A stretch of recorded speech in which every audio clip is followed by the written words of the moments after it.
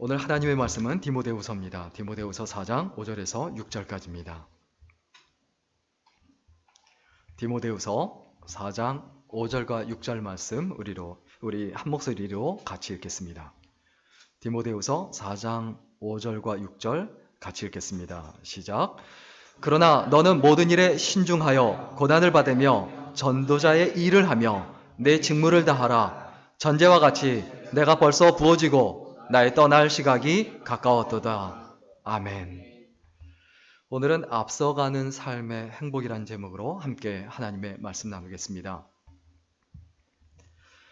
좀 오래되긴 했는데 김영경 씨라는 그 직장암 말기 환자인 분이 인터넷에 49번에 걸쳐서 일기를 이렇게 올렸는데 그 일기가 굉장히 많이 댓글도 달리고 많은 분들이 좀 도전을 받고 그리고 삶에 대해서 자극을 받은 적이 있었습니다. 이분의 그 글 중에 좀 다 소개할 수는 없고 좀 첫 번째 글과 좀 마지막 글을 먼저 좀 소개를 하려고 합니다. 첫 번째 글의 그 제목이 뭐냐면 고통도 삶의 일부입니다 라는 글입니다. 오늘도 거의 하루 종일 통증과 싸웠습니다. 통증을 조금이라도 잊어버릴 수 있게 뜨개질도 해보고 보고 싶던 책도 사놓았지만 아무것도 손을 댈 수가 없었습니다. 암이라는 나와는 평생 상관없을 것만 같던 병의 진단을 받고 수술을 하고 방사선, 항암을 하고 다시 재발 그리고 나서 한방병원 이제는 중국의 어느 병원에 약을 먹고 있습니다. 제 병은 직장암입니다. 그것이 이제는 폐와 골반 그리고 아무도 알 수 없는 어느 곳에 퍼졌다고 하는군요. 벌써 1년하고 8개월째입니다. 발견 당시 이미 3기였으니 어쩌면 아직까지 살아있는 게 신기할 것인지도 모릅니다. 수술 때 항문을 꿰매버리고 인공 항문을 장을 끌어내어 왼쪽 아랫배에 만들었습니다. 관장으로 세척하고 있지요. 항문 쪽의 통증이 아주 심해서 앉지를 못합니다. 그저 한쪽 엉덩이 뼈와 다리뼈를 의자에 걸치고 이 글을 쓰고 있습니다. 그런데 왜 갑자기 이렇게 글을 쓰고 싶어졌는지 저도 모르겠습니다. 통증으로 악악 소리를 질러대다가 진통제를 한 알이라도 안 먹으려고 버티다가 요즘 내가 느끼는 것을 말로 좀 해보고 싶다는 생각을 했습니다. 오늘 하루는 제 인생의 모든 날과 같습니다. 아침에 일어날 때는 희망도 가져보고 기운도 차려보지만 밤이 되면 몸의 모든 진이 빠져버립니다. 하긴 모든 사람의 하루가 그렇지 않을까요? 오늘은 남편이 늦는군요. 저는 5살 난 아들 하나와 33살 난 큰 아들이 하나 있습니다. 제가 통증에 몸부림치며 이제는 가고 싶다, 죽고 싶다고 내질러 버리다가 금방 내 자신이 내 입을 막아버리는 이유가 되는 사람들입니다. 가족이 없이는 생명도 없습니다. 가족이 없는 환자는 일찍 죽습니다. 아니, 병이 없어도 죽습니다. 이제 가끔씩 제 얘기를 해보려 합니다. 만약 건강하시다면 제 글을 읽고 건강에 신경 쓰셨으면 하고요. 아프시다면 나보다 저 사람은 더 하구나 하고 위로받으시길 원합니다. 만나서 정말 반가웠습니다. 다시 만나요. 이렇게 거의 매일 아니면 며칠에 한 번씩 글을 올리다가 49번째 마지막 글을 올립니다. 49번째 글의 제목이 뭐냐면 지금까지 너무 감사합니다 라는 글입니다. 너무나 힘든 하루들입니다. 허리와 골반의 통증이 너무 심하여 울다시피 한 하루들이 이어지고 있습니다. 진통제의 숫자가 늘어가는 것이 무섭습니다. 너무나 힘들어 컴퓨터 앞에 앉아있는 것이 겁이 납니다. 그래서 이제 이 칼럼을 접을까 합니다. 저도 합니다. 어쩜 제가 가장 아쉬워하는 사람이 될지도 모르지요. 하지만 한계를 인정하는 것도 아름답다는 생각이 듭니다. 힘들고 외로울 때 참 많은 위로가 되셨습니다. 글이 올라 다른 사람들이 읽어줄 때 그 반응이 올 때 참 신기하고 재미있고 고마웠습니다. 아직도 이 세상은 따뜻하고 살만한 곳이라는 것을 실감한 시간들이었습니다. 여러분 이렇게 떠나는 저를 원망하지 마세요. 여러분 곁에 김연경이라는 한 사람의 노력하는 암 환자로서 남을 수 있다는 것에 만족하는 저를 생각하시고 노여움을 푸세요. 그동안 저의 한마디에 많은 글을 남겨주셨던 정말 모래알처럼 많은 분들, 제 진정을 다해 감사의 말씀을 드립니다. 특히 초기에 힘든 저에게 많은 위로가 되셨던 분들 정말 감사합니다. 아, 힘들군요. 그래도 저는 믿습니다. 그 어떤 날에 말기암 환자의 살아가는 이야기가 아닌 암을 고친 한 사람의 이야기로 여러분에게 돌아올 것이라는 것을, 저를 지으신 그분이 틀림없이 그렇게 해주시리라 믿고 또 믿습니다. 여러분, 이젠 정말 이별을 말해야겠군요. 암을 이긴 사람으로서 다시 여러분 앞에 설 때까지 여러분 건강하시고 꼭 사랑하세요. 여러분에게 그분의 은총과 사랑이 가득하길 기도하겠습니다. 안녕히 계십시오. 이렇게 글을 남기고 이분은 다시 글을 쓰지 못했습니다. 32살을 일기로 2년간 투병 끝에 서울의 그 강남 성모병원에서 숨을 거뒀죠.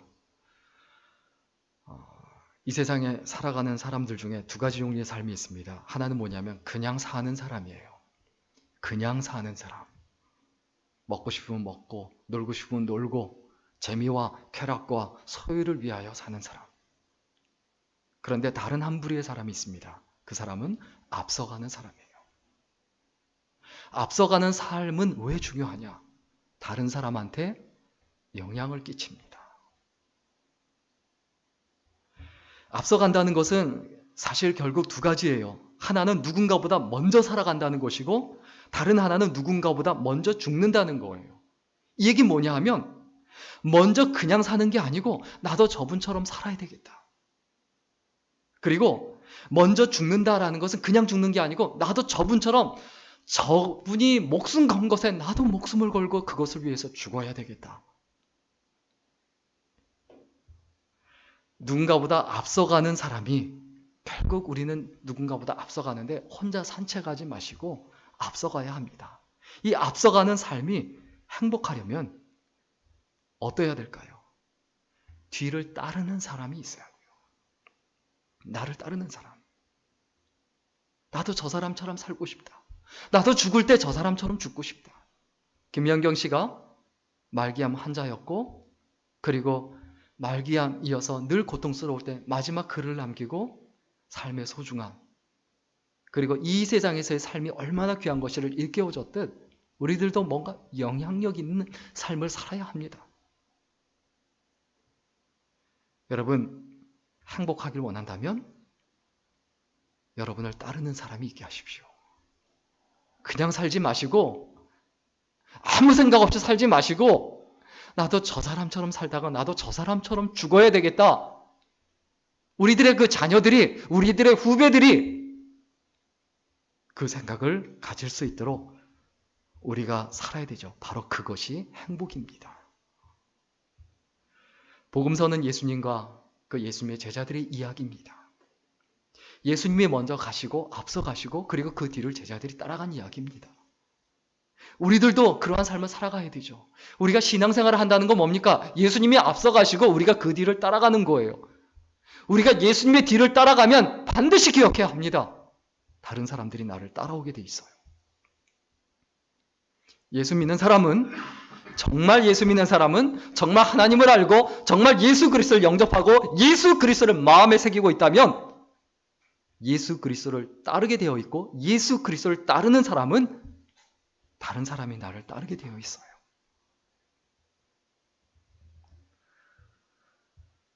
서신서는 사도들과 사도들을 따라가는 사람들의 이야기입니다. 우리들도 이 땅에 살아가는 동안에 먼저 복음서를 쓰고 그 다음에 서신서를 써야 돼요. 오늘날의 서신서, 내가 예수님을 따라갔고 그 복음서를 썼고, 그리고 이제는 내가 예수님을 따라가고 있고 다른 사람들이 나를 따라오고 있는 그 서신서를 써 나가야 한단 말입니다. 우리가 무엇을 위해서 살고 무엇을 위해서 목숨을 걸어야 합니까? 디모데후서 4장 1절에서 4절 말씀 보면 이 말씀이 있습니다. 너는 말씀을 전파하라. 특별히 2절에 보면 때를 얻든지 못 얻든지 말씀을 전파하라. 항상 힘쓰라. 그리고 범사에 오래 참음과 경책하며 경계하며 권하라.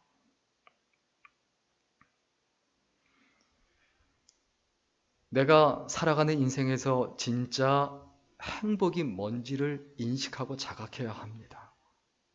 행복하다고 내가 느껴서 그 느낌을 행복하지 마시고 이게 행복이라고 규정해서 행복해야 돼요. 뭐가 행복입니까? 내가 예수님을 따라가는 거예요. 내가 부자로 사는 게 아니고 내가 갑질하며 사는 게 아니고 내가 떵떵거리며 사는 게 아니고 예수 그리스도를 따라가는 게 행복이다. 이것이 우리의 가슴속에 명확하고 분명해야 합니다.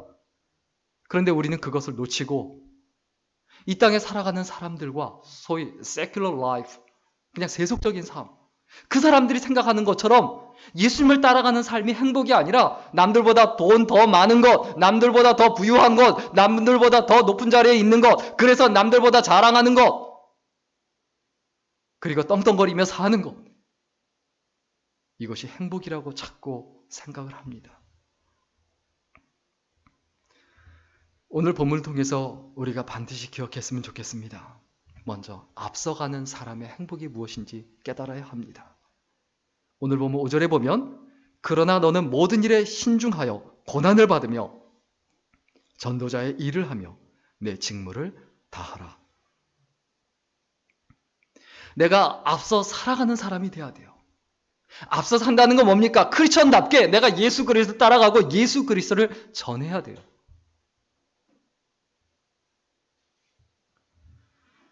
그래서 내 뒤를 따라오는 사람이 있어야 되는데 예수님은 항상 앞서 살아가는 분이었어요.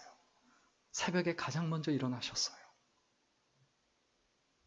가장 먼저 산에 올라가서 매일 아침 기도하시고 그 다음에 한적한 곳에서 하나님과 교제하는 시간을 갖고 그리고 하루를 시작하셨어요. 간절히 소리 지르는 그 소경 바디메오의 소리를 듣고 가장 먼저 바디메오에게 찾아가셨어요. 소리 없는 소리를 지르는 혈루병 여인에게 가장 먼저 찾아가셨어요. 베드로도 예수님처럼 항상 앞장서는 사람이었습니다. 예수님을 따라가는 일에 앞장섰어요. 그는 재물도 없었고 심지어 가족도 없었고 아무것도 없고 초라한 고깃배조차도 다 버리고 내려놓은 사람이었어요. 그러나 그를 초라하거나 한심하다고 말하는 사람 아무도 없습니다. 그가 철저히 예수님을 따랐고 그리고 수많은 사람들이 사도 베드로를 따랐죠. 예수님을 만난 이후로 항상 앞장서서 예수님을 따라간 사람, 그 사람이 베드로입니다. 사도 바울도 마찬가지입니다. 예수 믿기 전이든 예수 믿은 후든 언제든지 간에 그는 앞장서는 사람이었어요. 예수 믿은 다음에도 철저하게 앞장서는 사람이었어요. 예수님을 핍박할 때도 앞장섰지만 예수님을 전할 때도 앞장섰습니다. 여러분, 처져 살지 마세요. 끌려다니며 살지 마세요. 예수 믿는 사람은 왜 처져 삽니까? 왜 끌려다니며 살아갑니까? 앞장서서 나처럼 사십시오라고 담대한 믿음의 삶을 살아가야 되는데 매일매일 그냥 마지못해 사는 인생. 한심합니다. 마지못해서 하는 거 보세요. 누가 보기에도 답답합니다. 한심해요. 잘 될 일이 없어요. 내가 하나님께 복을 받고 내가 하나님께 은혜를 받고 내가 하나님의 역사하신 가운데 거하려면 하나님의 일에 주의 일에 앞장서야 돼요. 근데 앞장서지 않고 늘 처져서 매일매일 살아간다. 어떻게 하나님께 쓰임받습니까? 저는 개인적으로 잔소리 듣는 걸 굉장히 싫어합니다. 그래서 두 가지 행동을 합니다. 아예 못 들은 척하거나 아니면 잔소리 듣기 전에 다 해버립니다. 잔소리 듣고 하는 인생 참 답답합니다. 예수님도 다른 사람의 평가에 귀를 기울이셨습니다. 너희는 나를 누구라 하느냐? 세상 사람들은 나를 누구라 하느냐? 너는 나를 누구라 하느냐? 이걸 중요하게 생각하세요. 내가 예수님을 누구라고 하는가? 우리는 예수님을 어떤 분으로 여겨야 합니까? 내 인생을 걸고 내 삶을 걸고 내 인생 전체 처음부터 끝까지 잠을 잘 때든지 일어났을 때든지 깼을 때든지 모든 순간에 따라가야 할 분. 내가 쫓아가야 할 분. 그 고백이 우리의 삶에 있어야 되지 않습니까? 여러분, 앞서가는 삶을 살기 위한 전제 조건이 있어요. 하나는 삶이 깨끗해야 돼요. 회개해야 돼요.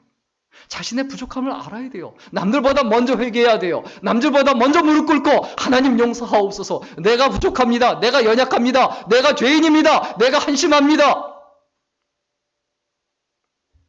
이것이 우리들의 삶의 자세여야 합니다.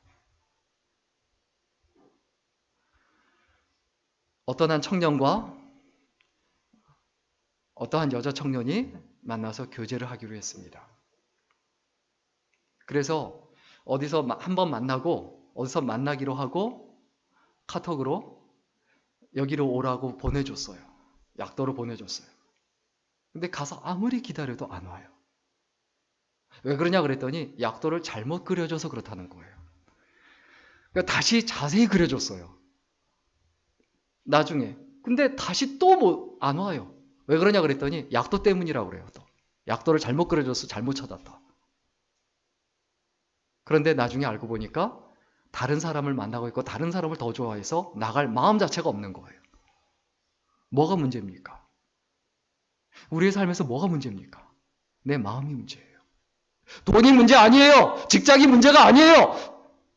내 주변에 있는 사람들이 문제가 아니에요. 하나님을 향한 내 마음이 문제예요. 내 마음이 하나님을 향해 있느냐 아니면 세상을 향해 있느냐 이 문제지. 내가 무능하냐 유능하냐 내가 학력이 어떠냐 내 직장이 어떠냐 이 문제가 아니라는 거예요. 내 마음이 문제라는 거예요. 또 어분하고 만나기로 하고 약도를 그려줬어요. 그분이 전혀 못 찾아와요. 왜 못 찾아오냐? 장님이거든요. 우리들도 마찬가지입니다. 내가 하나님에 대해서 눈을 감아버리고 하나님의 뜻에 대해서 눈을 감아버리고 전혀 듣지 않고 못 들은 척하고 그 마음 상태로 아니면 영적으로 장님인 상태로 매일매일 살아간다. 이게 우리들의 부족한 모습 아닐까요?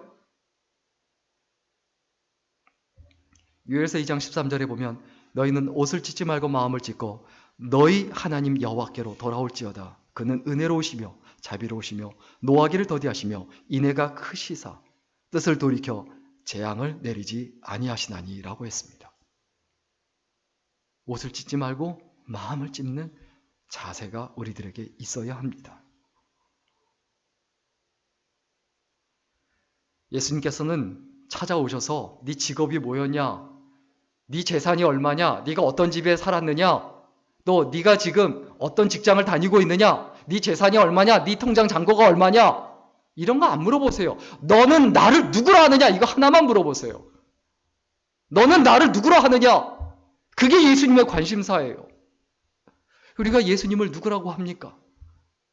내 입술로가 아니라 내 생각으로, 내 마음으로, 내가 살아가는 모습으로 우리가 과연 예수님을 누구라고 하느냐? 이것이 중요하다는 거예요. 우리의 삶 속에서 진짜 예수님이 누구신지 이것을 돌이켜봐야 합니다.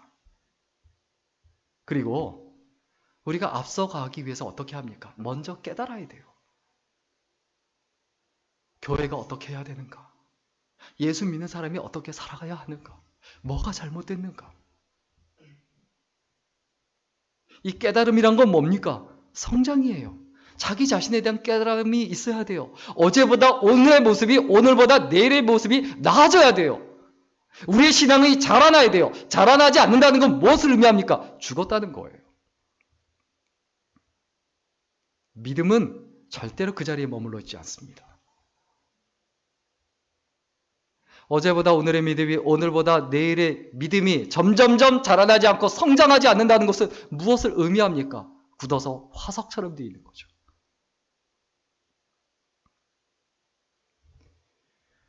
남의 잘못을 지적하기 좋아하는 사람은 자기 잘못 지적당하는 거 못 견딥니다. 그런데 내가 남을 지적하면 반드시 그 지적으로, 그 헤아림으로 성경에 뭐라고 되어 있습니까? 지적을 받는다. 그 얘기는 뭐냐 하면 이거 해라 저거 해라 다른 사람 잘못했다 잘했다 평가하는 사람은 다른 사람들이 그것을 들으면서 어떤 생각을 한다고요? 지나 잘하지. 표현 안 해도. 그래서 함부로 헤아리거나 함부로 비판하거나 비난하지 말아야 되는데 우리가 그게 안 되지 않습니까? 깨달아야 돼요. 나의 부족함이 뭔지, 나의 연약함이 무엇인지. 교회 존재입니까? 왜 교회가 존재합니까? 교회는 유치원도 아니고 타가소도 아니에요. 놀이터도 아니에요. 하나님의 일꾼이, 하나님의 군사가 세상에서 복음을 전하기 위해서 훈련받는 곳입니다. 그리고 하나님에 대한 깨달음이 있어야 돼요. 먼저 하나님에 대해서 알아야 돼요. 내가 하나님을 전하고 예수 그리스도를 전해야 되는데 내가 그 은혜를 누리지 못하고 그 은혜를 깨닫지 못하면 어떻게 하나님을 전합니까? 여러분, 하나님의 은혜를 깨닫지 못하는 이유가 뭔지 아세요? 두 가지 이유입니다. 하나는 하나님 은혜 가운데 완전히 젖어 있기 때문에 그래요. 물고기는 물을 느끼지 못해요. 우리가 공기를 느끼지 못하죠. 똑같습니다. 하나님의 은혜 가운데 완전히 젖어 있어서 그래요.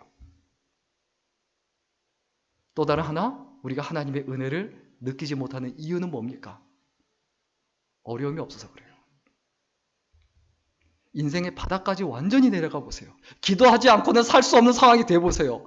건강상으로도 그렇고 삶의 여건적으로도 그렇고 이거 내 인생 끝장이다. 앞을 봐도 희망이 없고 옆을 봐도 희망이 없고 어디를 봐도 희망이 없다. 그 정도 절망적인 상황, 나를 도와줄 사람이 아무도 없다. 거기에 부딪혀 보세요.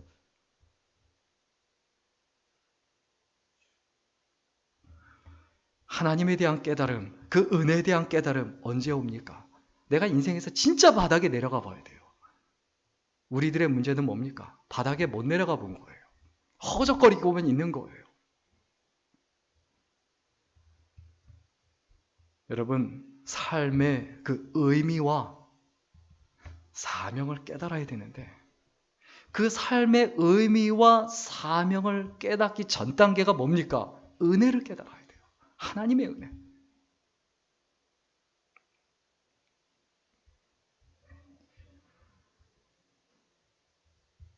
우리가 또 더 나아가서 이 땅에 살아가는 동안에 먼저 회개하고 먼저 깨닫고 그 다음에 어떻게 해야 됩니까? 먼저 행해야 돼요. 먼저 헌신해야 돼요. 제가 군목으로 가면서 군대에서 이제 석 달 동안 군사훈련을 받죠. 근데 체력이 약한 친구가 있고 또 좋은 친구가 있습니다. 저는 뭐 운동을 워낙 좋아했기 때문에 체력이 당연히 좋을 수밖에 없었죠. 근데 제 바로 앞에 있는 이 친구가 체력이 저질 체력이에요. 총을 못 들고 가요. 군장은커녕. 그래서 군장은 다 지고 갔는데 자기 혼자 트럭에 싣고 총만 메고 가는데 그것도 못 들고 가요. 땀을 얼마나 흘리는데 다 젖어요, 군복이.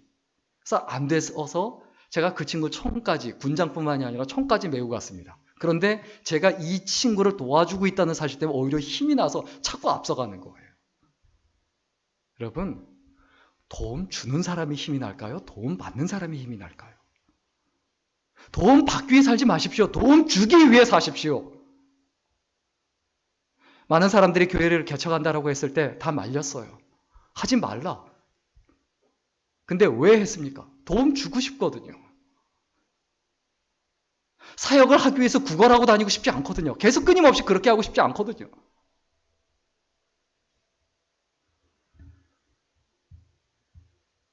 먼저 희생하고 헌신하는 사람, 그 사람이 기둥이고 하나님께 쓰임받습니다. 희생은 뭡니까?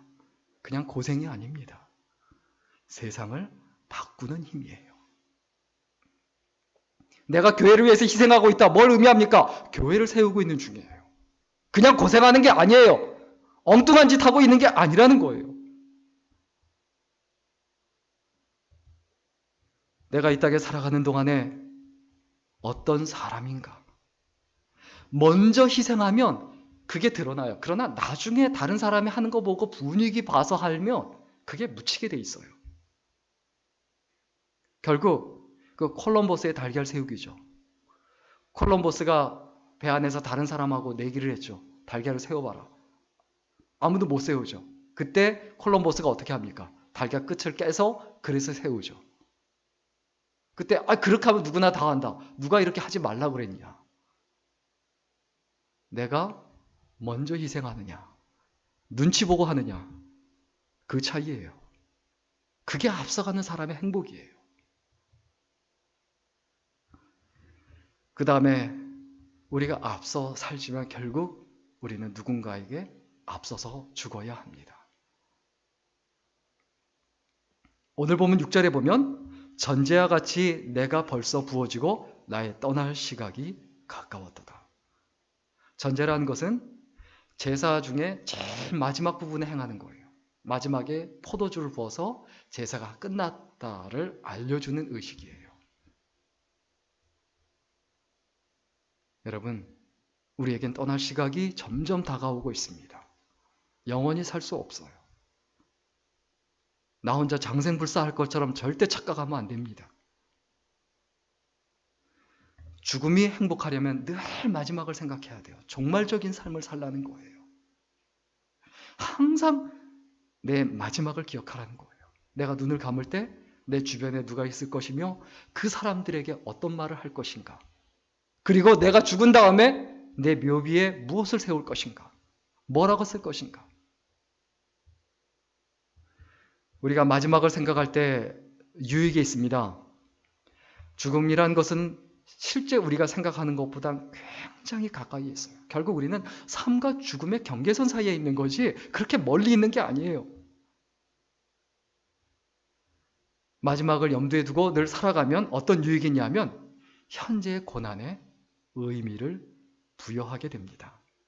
힘든 시간조차 아깝다는 거예요. 어려운 시간조차 아깝다는 거예요. 왜? 어차피 끝나니까. 마지막을 생각하지 않으면 빨리 거기서 그냥 벗어나고만 싶은 거예요. 그러나 김연경 씨가 마지막이 다가온다는 걸 알고 있기 때문에 그 고통스러운 순간도 소중하게 여기시는 거죠.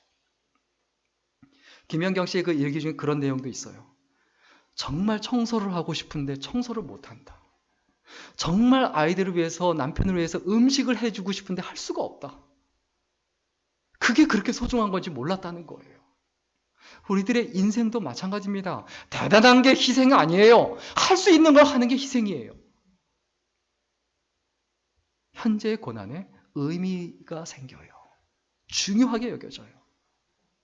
그리고 마지막을 생각할 때 살아가면 주어진 일에 최선을 다하게 됩니다. 게으름 피우기가 어렵다는 거예요. 왜? 끝이 있으니까. 그리고 세 번째, 마지막을 생각하며 살아가면 현재 작은 성공에 오만하지 않습니다. 반대로 현재 작은 실패에 낙담하거나 절망하지 않아요. 우리의 삶에서 늘 기억해야 합니다. 축배를 올리는 시간이 있을 수 있습니다. 그런데 그게 인생의 전부는 아니죠. 그것 때문에 오만하거나 교만하지 말아야 되죠. 그리고 네 번째, 작은 실패에 낙담하지 않습니다. 실패는 뭡니까? 하나의 과정이에요. 어차피 과정이다라는 생각을 갖게 된다는 거죠. 그리고 다섯 번째, 모든 순간, 모든 평범한 순간을 비범함으로 대합니다. 이 대단한 사람들은 어떤 사람들입니까? 한순간 한순간을 비범함으로 최선을 다해서 대하는 사람들이에요. 한순간 한순간 그냥 흘러보내는 게 아니라 모든 걸 쏟아붓는 사람, 그 사람이 위대한 사람들이 돼요. 평범함을 비범함으로 귀하게 여기며 대하는 사람. 그리고 여섯 번째, 마지막을 생각할 때 어떤 유익이 있냐면 현실에 안주하지 않습니다. 마지막을 생각한다는 건 내가 지금 시간이 흘러가고 있구나. 영원히 이 시간에 머물러 있는 것이 아니구나라는 걸 알고 있기 때문에 지금의 달콤함에 빠져서 꽃감 하나하나 빼먹듯 그런 인생 살지 않는다는 거예요. 그리고 마지막을 생각할 때 어떻게 됩니까? 조금 더 이해하고 조금 더 양보하게 됩니다. 어차피 죽는데 뭐 이런 거 가지고 속상해서 뭐 이런 거 가지고 화가 나서 뭐 이런 거 가지고 죽이느니 사느니 이런 거 가지고 얼굴 보기 싫다는 등 왜 그렇게 사는가? 그리고 여덟 번째, 마지막을 생각할 때 어떤 사람이 되냐면 가격보다는 가치를 생각하게 됩니다. 사람은 가격을 매겨서 평가할 수 있는 존재가 아니에요. 사람에겐 가치가 있어요. 돈으로 평가할 수 없는 이 가치를 아는 사람이 가치 있는 사람이 돼요. 우리 교회의 가치를 아는 사람이 교회에서 가치 있는 사람이고, 이 시대의 가치를 아는 사람이 이 시대의 가치 있는 사람이 되죠. 이 땅에서 이 시대에 태어났다는 것은 무엇을 의미합니까? 이 땅을 책임지고 한민족을 책임지고 이 시대를 책임지라는 하나님의 소명 아닐까요? 하나님의 부르심 아닐까요? 마지막으로 마지막을 생각하며 살아갈 때 어떤 인생이 되냐면 후회 없는 인생이 됩니다. 뒤를 돌아보았을 때 내가 잘못 살았다라거나 다시 살고 싶다거나 이런 아쉬움이 없어져요. 늘 마지막을 생각하며 그때를 생각하며 최선을 다하거든요. 살다 보면 우는 날이 많습니까? 웃는 날이 많습니까? 다 귀합니다. 웃는 날도 귀하고 우는 날도 귀합니다. 그런데 중요한 건 우는 날, 눈물 흘리는 날, 마음 아픈 날, 그 날이 많은 사람이 하나님의 위대한 일꾼들이 되더라라는 것을 절대 잊지 말아야 합니다. 평안하고 온실의 화초처럼 자라난 사람이 하나님의 일들을 하나님의 일꾼으로서 놀랍게 살아가는 경우는 거의 없습니다. 아예 없습니다, 사실요. 눈물은 힘이 세다라는 책이 있습니다.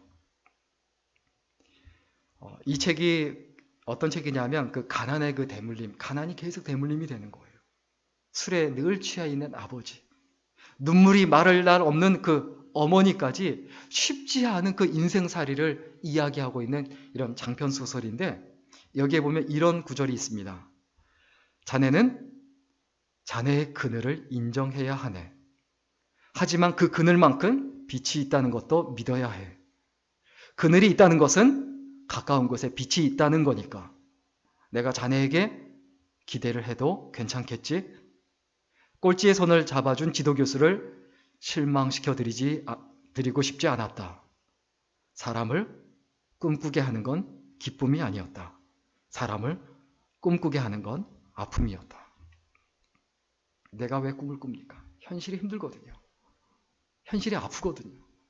그러면 내 아픔에 갇혀 지내지 말고 그 아픔을 아는 그 상태로 주님의 아픔을 보고 다른 사람의 아픔을 보고 시대적 아픔을 봐야 돼요. 이 시대에 아픔이 있습니다. 그 아픔이 뭡니까? 그 아픔을 보며 내가 피해가야지 이게 아니고 그 아픔을 내가 책임져야지. 이게 크리스천이죠. 이게 세상의 빛이죠. 이게 세상의 소금이죠. 또 눈물은 힘이 세다라는 이 책에서 이런 구절이 있습니다. 결국 희망을 발견하게 되는 건, 희망을 발견하게 하는 건 절망이고 아픔만이 아픔을 위로할 수 있다. 그리고 그 아픔을 통해 누군가 위로받기를 바란다. 아파하는 사람이 아픈 사람 위로할 수 있습니다. 힘든 사람이 힘든 사람을 위로할 수 있다는 것을 잊어버리지 말아야 돼요. 힘들지 않은 사람이, 아프지 않은 사람이 해주는 그 위로가 큰 위로가 안 돼요. 너는 아프지 않으니까 그렇지, 너는 힘들지 않으니까 그렇지라고 이해를 못해요.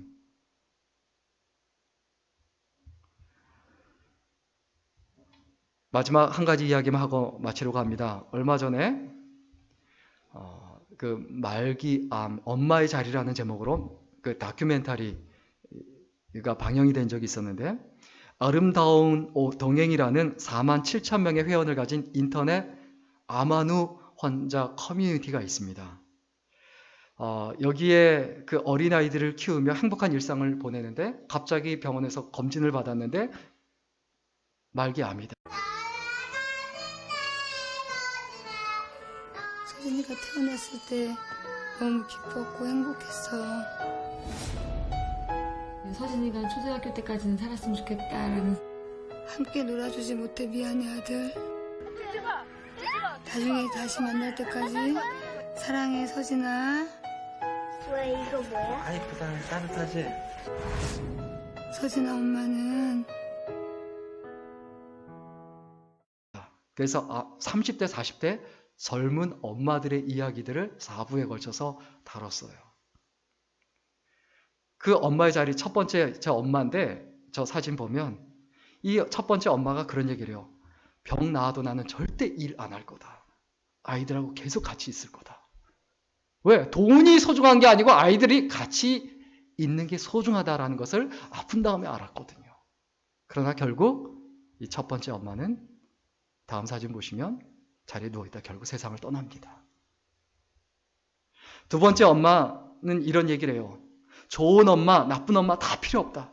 그냥 같이 있어주는 엄마가 되고 싶다. 그러나 그렇게 같이 있어주는 엄마가 되고 싶지 못하고 결국 아이 앞에서 세상을 떠납니다.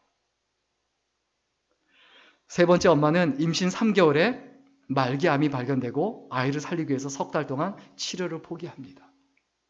그런데 결국 이 엄마도 세상을 떠납니다. 마지막 이 네 번째 엄마는 31살 엄마인데 남편이 33살이 말기암이에요. 그런데 남편이 치료를 받고 있는데 치료 중에 자기도 암이 발견된 거예요. 근데 시어머니가 자기 며느리도 말기암이고 자기 아들도 말기암이라는 것, 그 사실 때문에 충격을 받고 견디지 못하고 자살을 합니다. 그런데 교회 오빠라는 그 제목으로 이 마지막 부부만 아직도 살아있죠. 신앙의 힘이 얼마나 강한지를 보여주죠. 우리의 삶에서 삶은 어떤 것이라고, 이분들의 삶을 보면 어떤 것이라고 생각이 됩니까? 삶 자체가 축복입니다. 그 자체가 축복이에요. 그것이 고난으로 가득 차 있든 눈물로 가득 차 있든 어려움으로 가득 차 있든 가난으로 가득 차 있든 상관없어요. 그 삶 자체가 축복이에요. 왜요? 어떤 가운데서도 다른 사람에게 힘이 되어줄 수 있고 용기를 줄 수 있고 그리고 그 가운데서 하나님을 바라볼 수 있기 때문입니다. 여러분, 뭐가 축복입니까? 내가 하나님을 바라보는 게 축복이에요. 내가 하나님을 따라가는 게 축복이에요. 내가 예수님의 마음을 갖게 되는 게 축복이에요. 사랑받지 못해도 사랑할 수 있어서 축복입니다. 소유하지 못해도 아주 작은 것이라도 베풀어주고 나눠줄 수 있어서 그래서 축복입니다. 뭔가 나눠주고 해주지 못해도 그냥 같이 있을 수 있는 것 자체가 축복이에요. 그런데 우리는 우리 삶을 너무 가볍게 여겨요. 삶이 이렇게 아름답고 소중한데 이걸 우리는 깨닫지 못하고 우리는 더 좋은 거, 더 화려한 거, 더 멋있는 거, 내가 재밌는 거, 짜릿한 거, 이것만을 끊임없이 추구합니다. 이게 교회의 모습 아닙니까? 오늘날 교회의 모습 아닙니까? 왜 교회에 다니고 왜 신앙생활 합니까? 더 화려하고 싶어서, 더 멋있고 싶어서, 더 많이 갖고 싶어서. 그게 진짜 신앙일까요? 그게 기독교일까요? 내가 크리스천이고 내가 하나님의 백성이고 내가 하나님의 자녀라면 어떤 마음과 어떤 생각과 어떤 뜻을 가지고 살아가야 하는지 명확하고 분명해야 되지 않습니까?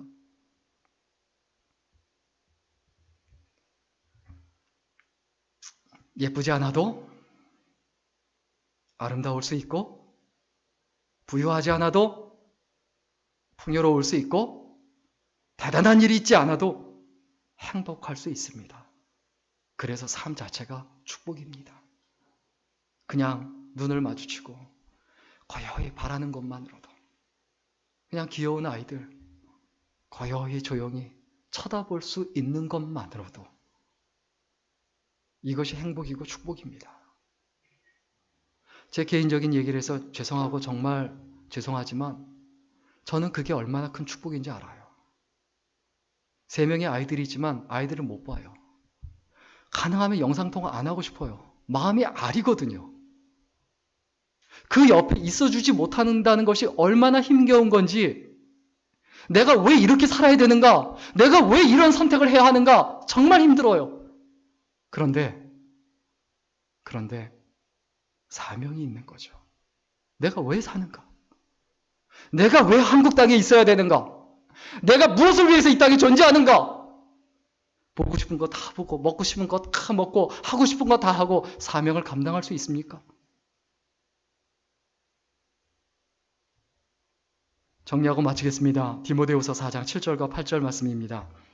나는 선한 싸움을 싸우고 나의 달려갈 길을 마치고 믿음을 지켰으니 이제 후로는 나를 위하여 의의 면류관이 예비되었으므로 주 곧 의로우신 재판장이 그날에 내게 주실 것이며 내게만 아니라 주의 나타나심을 사모하는 모든 잘게 두니라.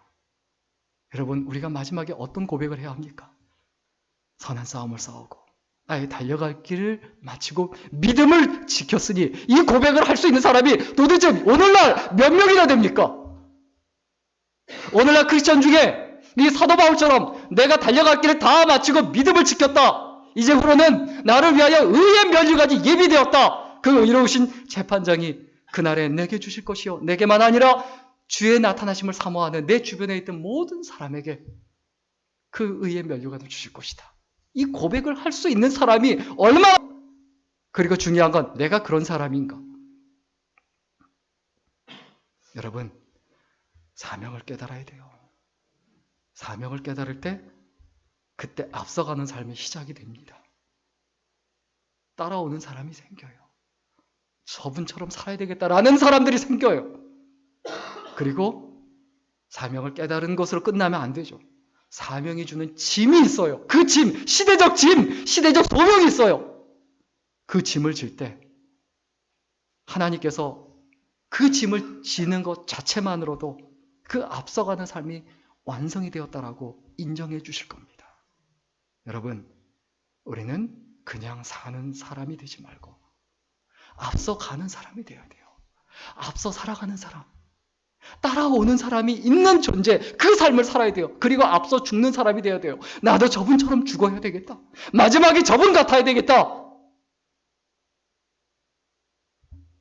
여러분, 한 번밖에 없는 인생 낭비하거나 허비하지 말고 내가 무엇을 위해 살고 무엇을 위해서 죽을 것인가 다시 한번 각오하고 결심하는 아름다운 인생, 그리고 소중한 인생이 될 수 있기를 주의 이름으로 간절히 축원합니다.